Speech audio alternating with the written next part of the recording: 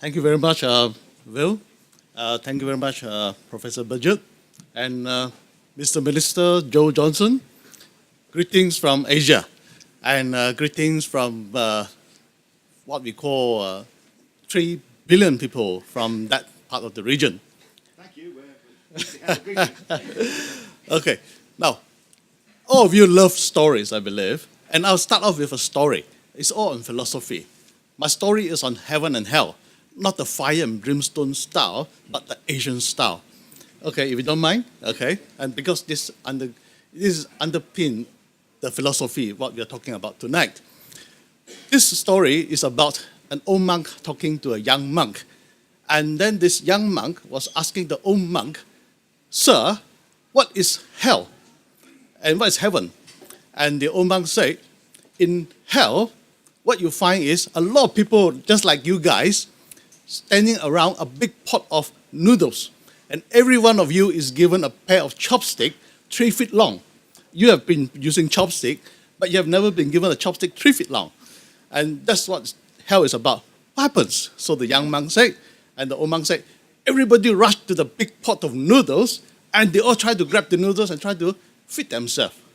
And what happened is a big splash of noodles all over the place, all mess and all that, and everybody's still hungry, but the noodles is all over the floor. And that's hell. So the young monk then asked the old monk again, "What is heaven?" "Oh, in heaven, it's the same thing. All of you guys gathering around a big pot of noodles and all given a pair of chopsticks 3 feet long. So what's the difference?" "Oh, in heaven it's like this. In heaven, you take up the noodles and you offer it to your neighbor and say, 'Would you like some noodles?' And say, 'Oh, thank you very much. Or the noodles taste excellent. Can I return the favor to you?' And you take the noodles and you give it to your neighbor. And everybody is happy with a full stomach. And that is heaven." So similarly, that underpins what we call the philosophy of the Malaysian Innovation Hub. I don't want to talk about politics, but you know where my view lies on Brexit. Okay, so what we will do is that we were talking about how do we integrate the academia with the industry, with the government, with the community. So I was a political secretary in the government, in the Prime Minister's office, and I said that maybe we should be talking about looking at models from other countries, how they do it, and how do we integrate all this and turn it into an innovation ecosystem. And they said, fine, why don't we start with countries which is nearest to us, for example, like Britain.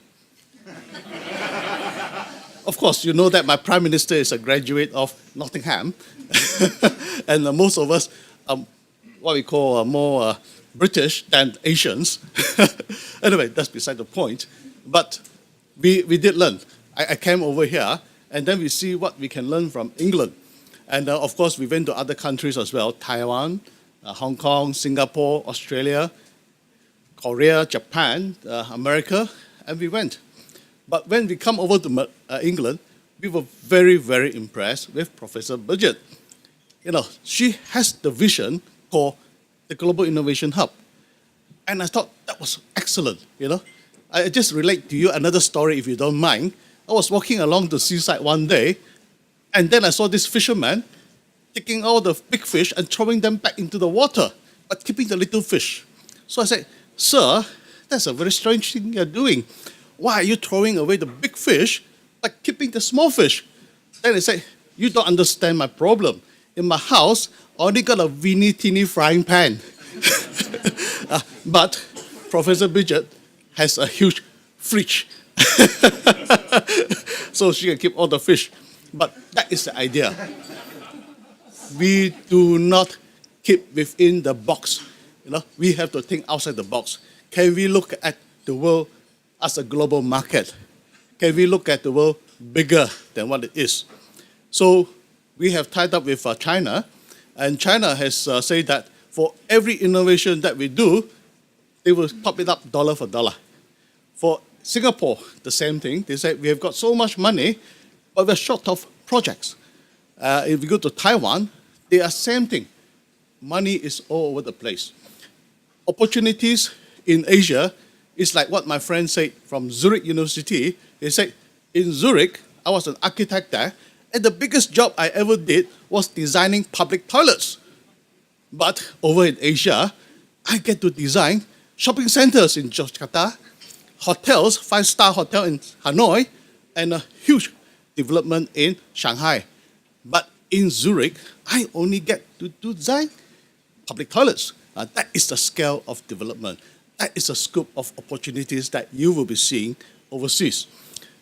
So what I was telling Professor Birgitte is that since we all share the same vision, we will try to assist each other. Britain has a lot of excellent innovations, excellent professors. I've been coming here, I've been visiting your Cambridge, your Oxford, your Nottingham, your everywhere, of course London, Imperial College, and you have beautiful, beautiful jewels. And unfortunately, you do not realize that the big market is in the East. Forget about what the Conservative Party or the Labour Party say. Just remember the British Empire days when your great-grandfather started the East India Company selling opium to China. But that's beside the point. But I created a whole new influence in the world. We were brought to Malaysia from China, my grandfathers anyway, because of the British. They created the legal system, they created the education system, and they created a whole system of infrastructure where the whole world can work together. Please do not forfeit that legacy.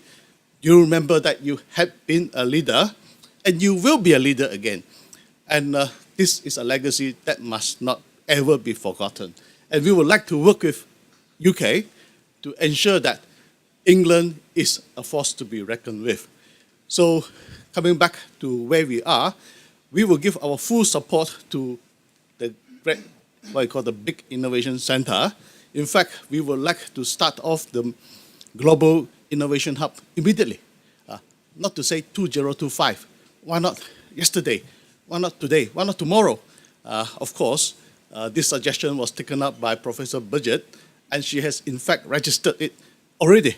So tomorrow we are going to her office to formalize the arrangement. Now, like I said, opportunities are great. Everybody is looking forward to a new lease of life for innovation, especially from England. The days of the Buccaneers are back again. So please, I wish you all the very, very best, and I congratulate Professor Birgitte for doing an extremely fine job, Mr. Will Hutton and the Minister. I just told the Minister that we will do the launching of the Global Innovation Hub in London, and I will invite the Minister from Malaysia and also possibly the Minister from China to come to witness this grand occasion in future. So Professor Birgitte will be telling you when the occasion will be, when the event will be, and just keep your date open.